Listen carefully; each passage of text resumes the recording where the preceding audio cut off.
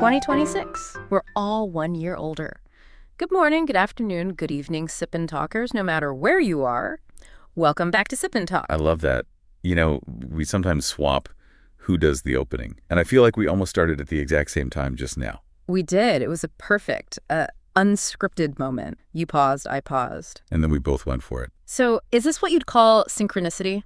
A little bit of rapport, a mind link moment right here on air. That's the perfect transition. Yeah. Because that's exactly what we're talking about today. Mind link, science or myth. Yep. We're going to get into everything from that verifiable rapport, what's called Moki, to the much more speculative idea of telepathy or Sindinganning. We're going to be looking at the real measurable brain data, the controversial stories, and the future tech that makes mind reading seem almost inevitable. That's the mission.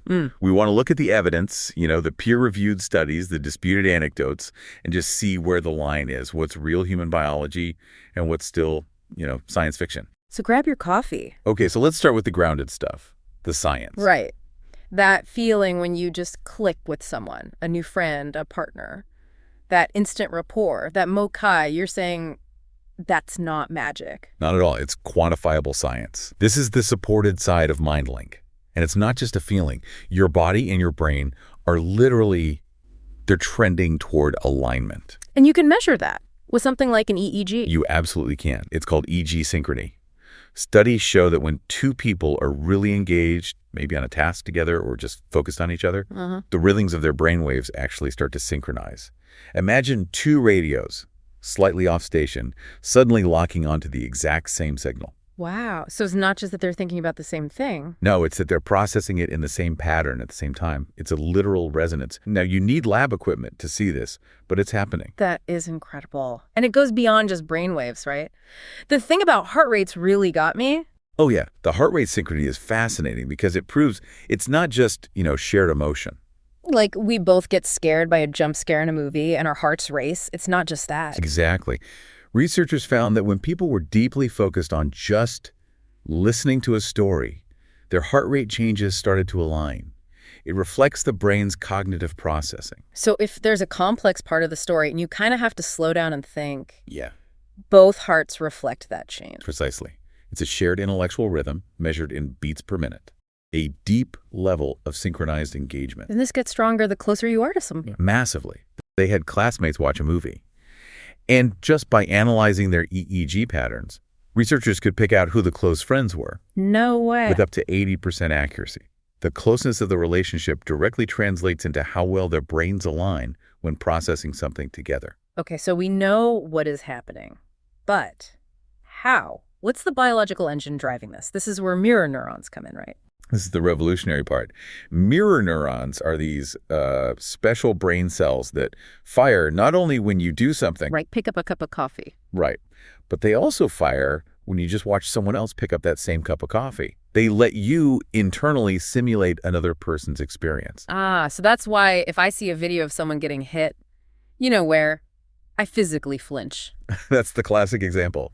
You wince when they stub their toe. Your mirror neurons are automatically, unconsciously simulating their action and their probable feeling without them saying a word. It's like a foundational social tool. It is. And when you're around someone a lot, your mirror neuron system gets incredibly fine-tuned to their specific patterns, their voice, their little expressions. It's like a feedback loop. The more I'm around you, the more data my brain collects, the better I get at guessing what you'll do next. Exactly. It's not just mimicry, it's predictive coding. Your brain is constantly making little bets, little hypotheses about my next move.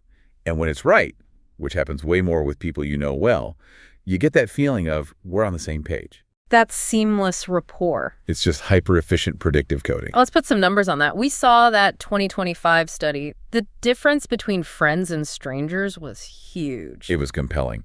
Close friends showed brainwave synchrony rates up to 78.3%. 78%. And strangers. They were hovering around 45%. That's the 30-plus point difference. It's like close friends build a little localized shared neural network. And they even pinpointed the part of the brain that's working overtime during this. They did. The right perihippocampal gyrus.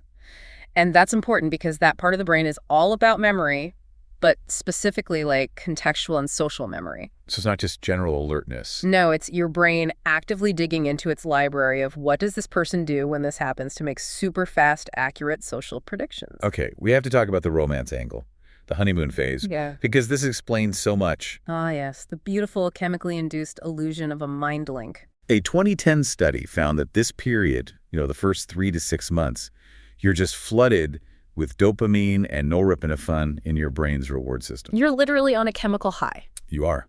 And that cocktail makes you hyper-attentive. Your focus is razor sharp. Your memory encoding is in overdrive.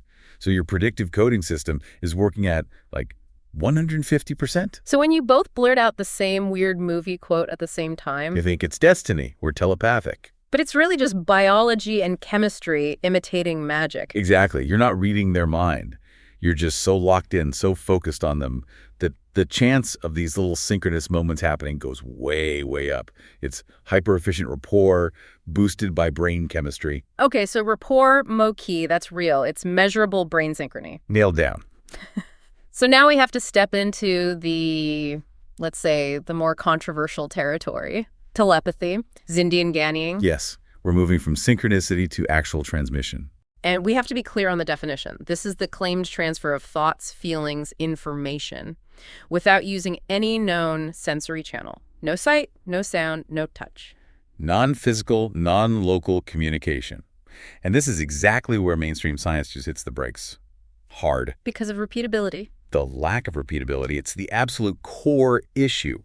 The American Psychological Association, for example, classifies this as parapsychology or even pseudoscience for this one reason. If you can't get the same result twice under the same conditions, you don't have a real effect. You have noise. Exactly.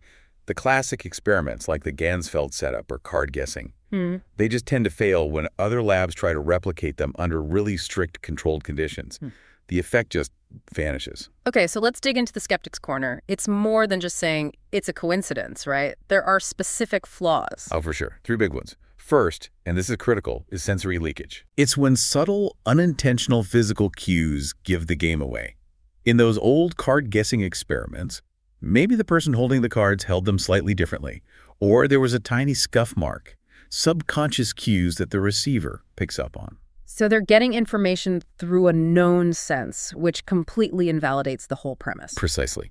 The second is selective recall. Our brains are wired to remember the hits and forget the misses. Right.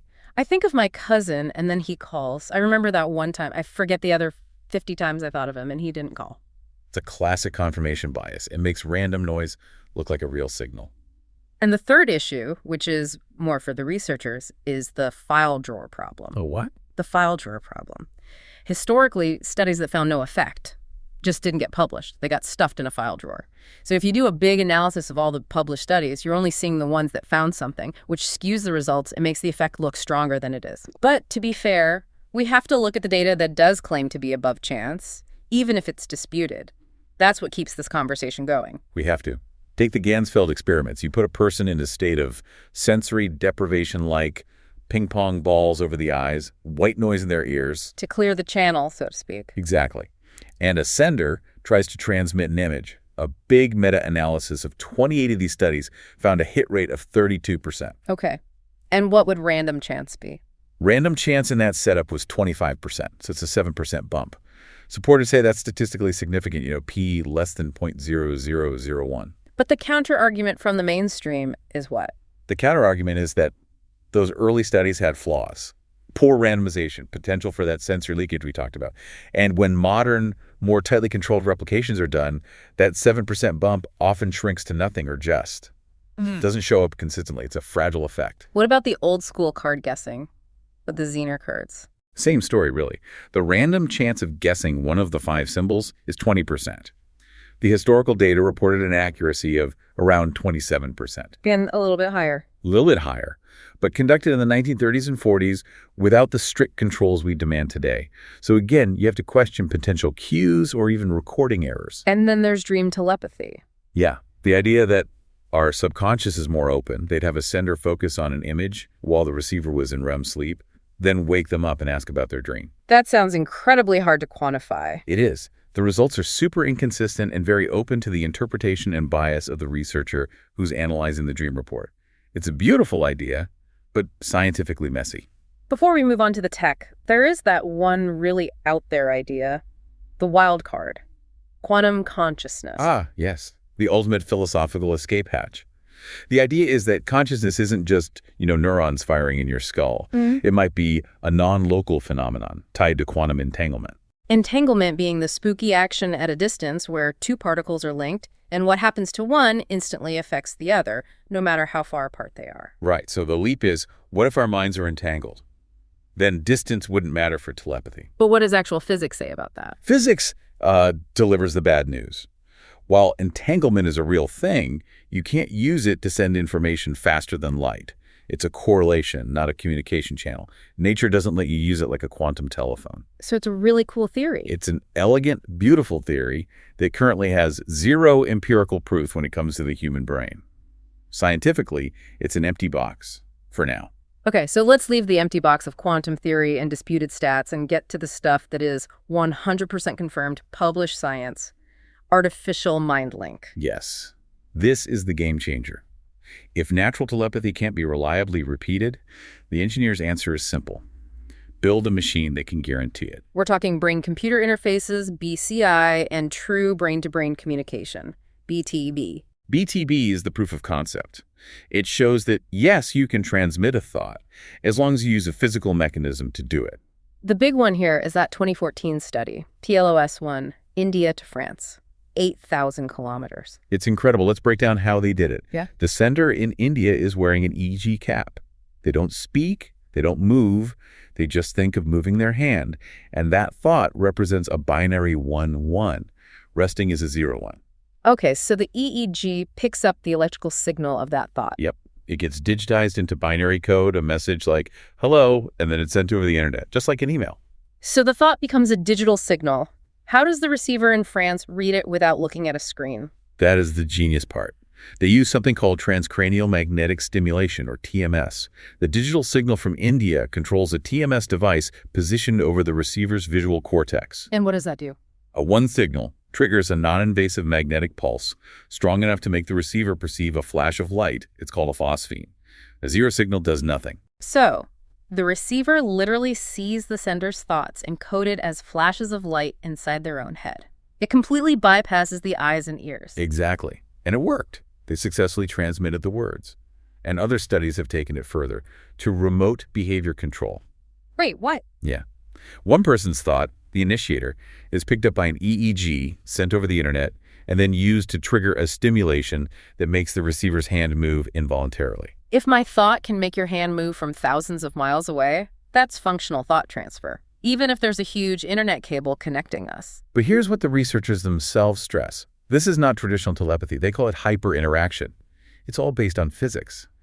Electromagnetism, Maxwell's equations. It's not magic, it's modems. It's treating the brain as a complex antenna. We're just harvesting the signals it already makes and translating them. It's physics fulfilling a paranormal fantasy. And this all builds on the foundation of BCI, or brain-computer interfaces. Right. BCI is the tech that lets us do this. It's already helping paralyzed patients control robotic arms or computer cursors just with their thoughts. And the next logical step is brain-to-brain interface, BBI. That is the inevitable future. You take the output from my BCI and feed it as the input to your BCI.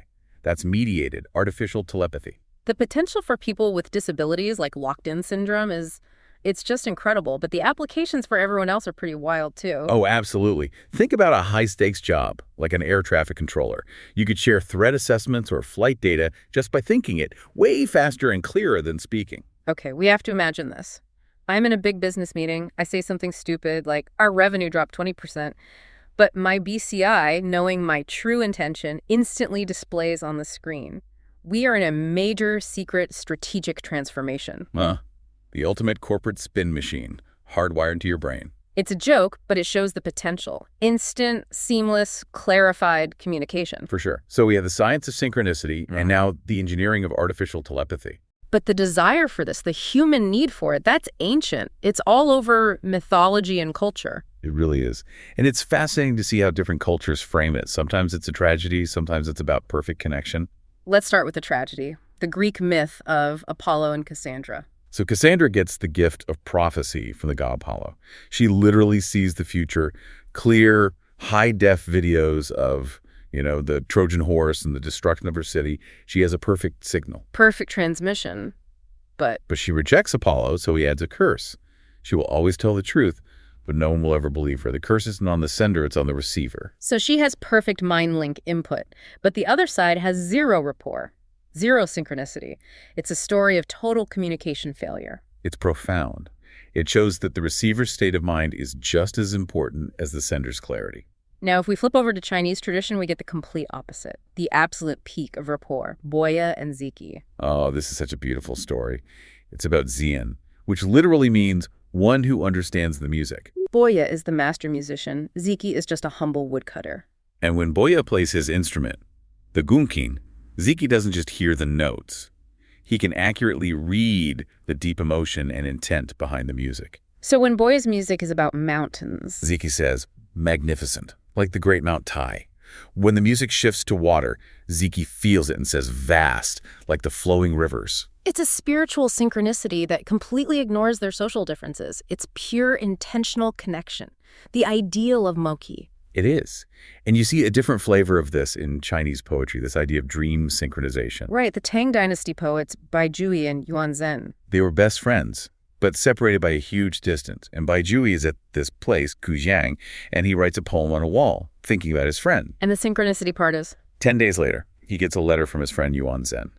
And in it is a dream poem, where Yuanzhen describes dreaming that he visited Baizhui. Oh. Exact day that Baizhui was actually there writing his poem. Wow, so it plays into that cultural belief that a deep emotional bond can bridge any distance, even in your subconscious. It does. And then you have the divine version of this in the Indian epic, the Mahabharata. Krishna and Arjuna. Exactly. Arjuna is having this massive crisis of conscience before a huge battle. And Krishna, who is a god, is his charioteer. And he starts teaching Arjuna this profound spiritual wisdom. The Bhagavad Gita. Yes. And while it's written as a conversation, the implication is that Krishna is, instantaneously implanting this complex divine knowledge directly into Arjuna's mind and heart. Which would require a perfect, supreme level of spiritual synchrony for Arjuna to even be able to receive it. Exactly. So across all these cultures, you see the same deep human yearning for a perfect, immediate transfer of understanding. Okay, so if real telepathy is, let's say, scientifically unproven, and artificial BCI tech is still mostly in the lab, then the most practical thing we can do right now is get better at the part that is proven. We can train our rapport. Train our empathy muscle. Because if it's all based on mirror neurons and predictive coding, that's a system you can improve. And the research points to a couple of ways. One is mindfulness.